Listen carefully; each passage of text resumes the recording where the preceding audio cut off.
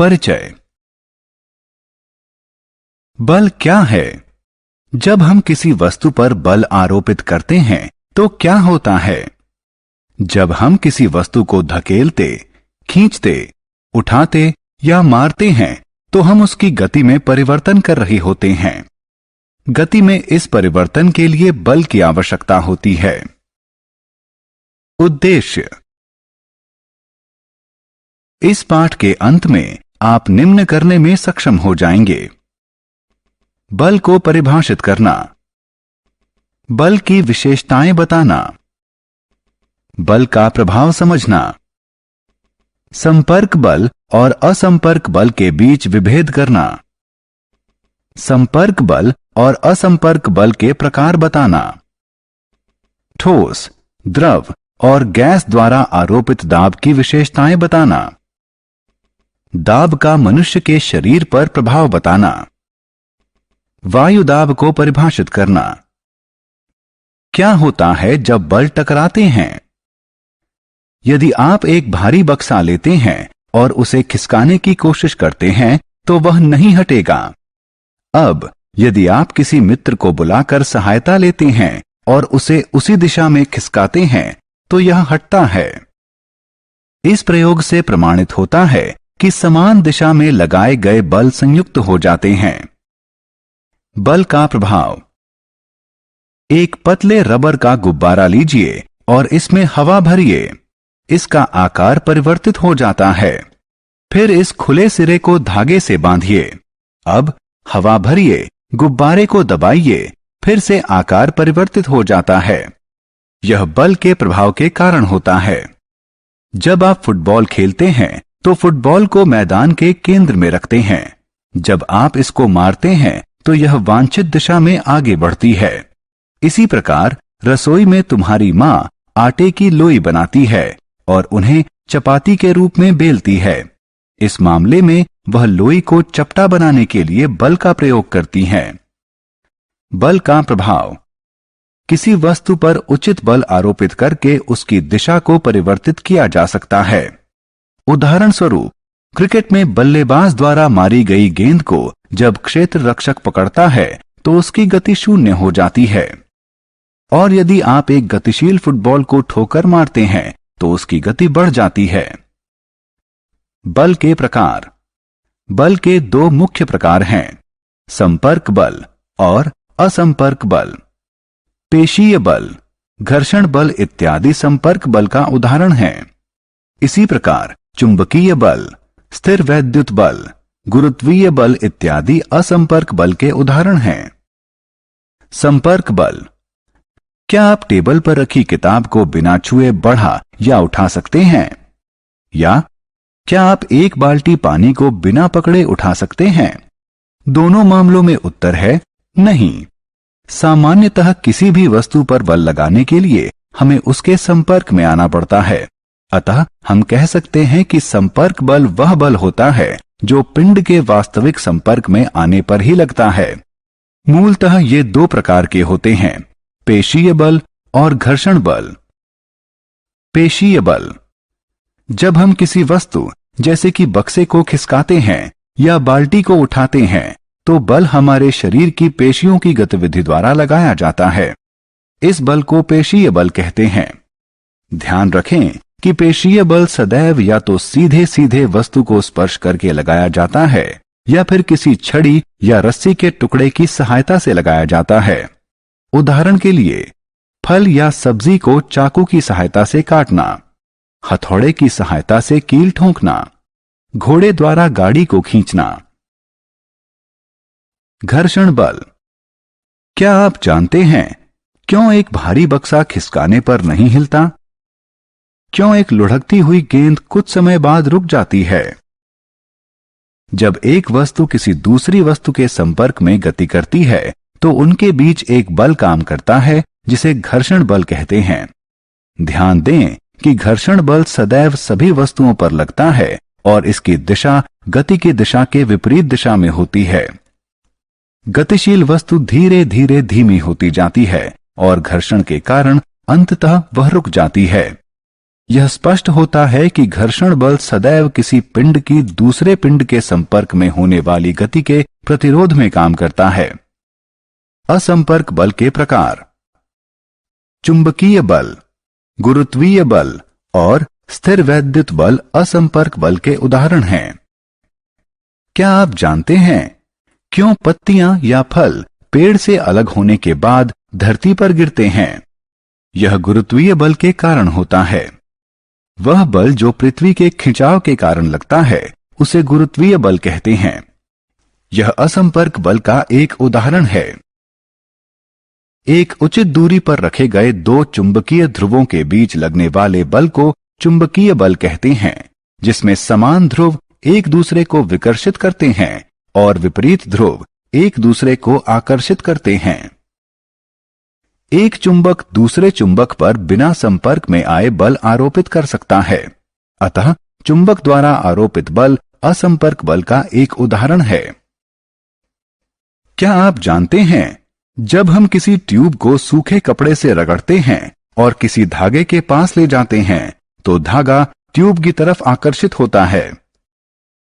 ऐसा इसलिए होता है क्योंकि जब हम ट्यूब को सूखे कपड़े से रगड़ते हैं तो ट्यूब पर विद्युत आवेश उत्पन्न हो जाता है। इसे स्थिर वैद्युत आवेश कहते हैं। यह भी असंपर्क बल का एक उदाहरण है। दाब। आइए एक गतिविधि करें। लगभग समान आकार के 5 लकड़ी के डिब्बे लीजिए। उन्हें भारी बनाने के लिए उसमें लोहे के टुकड़े भर दीजिए। इन डिब्बों को लकड़ी के एक टेबल पर अलग अलग रख दीजिए। इन डिब्बों द्वारा टेबल पर आरोपित दाब बल देखिए। आप देखेंगे कि टेबल सामान्य ही रहता है और यह बक्सों के भार के दाब बल से अप्रभावित रहता है। अब इन्हीं डिब्बों को टेबल के बीच में एक के ऊपर एक रखिए। अब इसका प्रभाव देखिए। इस प्रकार रखने पर टेबल डिब्बों के भार से या तो मुड़ जाता है या टूट जाता है। क्या आप अनुमान लगा सकते हैं कि ऐसा क्यों हुआ? यद्यपि दोनों स्थितियों में लगाया गया बल समान था, फिर भी पहली स्थिति में इसका प्रभाव अल्प था और दूसरी स्थिति में टेबल मुड़ गई। इस गतिविधि से प्रमाणित होता है कि बल और इसका प्रभावी क्षेत्रफल दोनों महत्वपूर्ण हैं। जिस क्षेत्रफल पर बल आरोपित किया जाता है वह जितना छोटा होगा इसका प्रभाव उतना ज्यादा होगा और इस अवधारणा को दाब कहते हैं। हम कह सकते हैं कि दाब बल से संबंधित है। दैनिक जीवन में दाब के उदाहरण। क्या आपने कभी ध्यान दिया है कि विद्यालय के बस्ते चौड़े पट्टे वाले क्यों होते हैं? धारदार चाकू भोथरे चाकू से बेहतर क्यों काटते हैं? और सुई की नोक नुकीली क्यों होती है? अपने दैनिक जीवन में हम सभी दाब के प्रभाव का अनुभव करते हैं।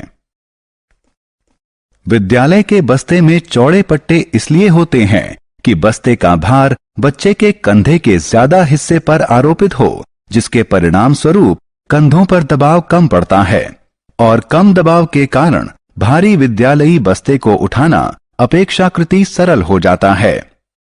एक धारदार चाकू की धार बहुत पतली होती है। यह वस्तुओं को बेहतर ढंग से काटता है क्योंकि इसका संपर्क क्षेत्र बहुत ही कम होता है। हमारे हाथ का बल एक बहुत छोटे क्षेत्रफल पर आरोपित होता है, जिससे भारी दबाव उत्पन्न होता है और यह भारी दबाव वस्तु को आसानी से काट देता है। इसके नुकीले सिरे के कारण सुई वस्त्र के एक बहुत छोटे क्षेत्रफल पर बल आरोपित करती है, जिससे भारी दबाव उत्पन्न होता है जो वस्त्र में छिद्र करने के लिए पर्याप्त होता है।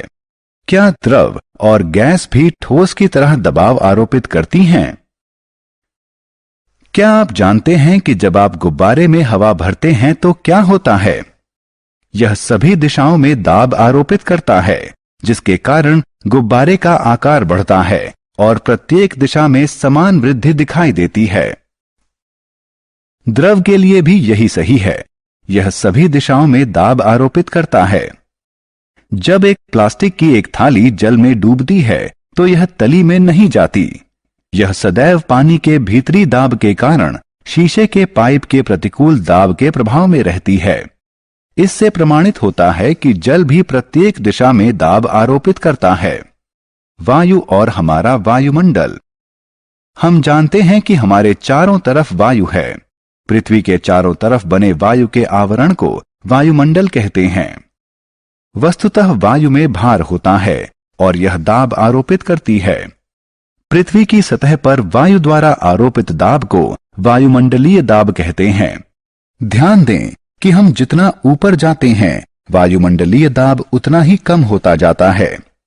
औसतन हमारे सिर पर 1 किलोग्राम प्रति वर्ग सेंटीमीटर वायु भार आरोपित होता है। वायुमंडलीय दाब का दैनिक जीवन में अनुभव। अपने दिन प्रतिदिन के जीवन में हम वायुमंडलीय दाब के कई अनुभव करते हैं।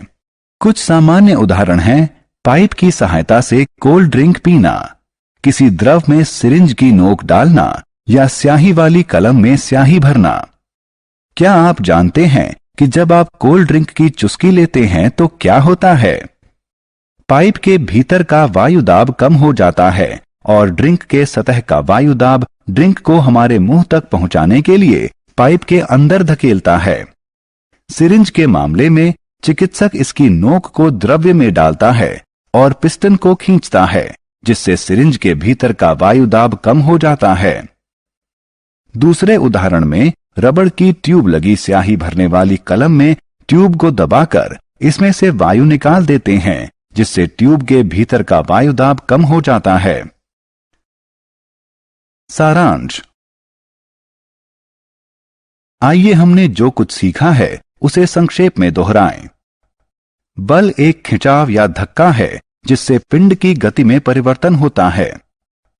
बल किसी वस्तु का आकार परिवर्तित कर सकता है, किसी वस्तु की स्थिति परिवर्तित कर सकता है, किसी गतिशील वस्तु की गति की दिशा परिवर्तित कर सकता है और किसी गतिशील वस्तु की गति बढ़ा सकता है।